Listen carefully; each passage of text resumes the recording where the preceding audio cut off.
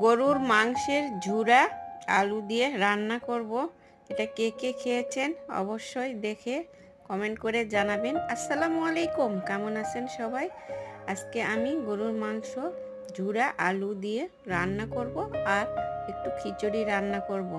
এটা আপনাদের সাথে শেয়ার করব, সবাই একটু দেখবেন।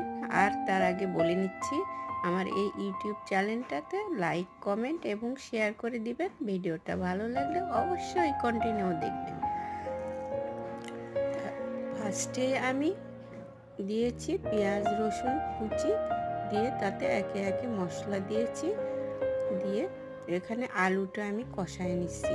কষায় নেওয়ার পর আগে থেকে সিদ্ধ করা গরুর ঝুরা মাংসটা আমি এখানে আলুর মধ্যে দিয়ে দিলাম, দিয়ে সুন্দর করে ভেজে নিতেছি।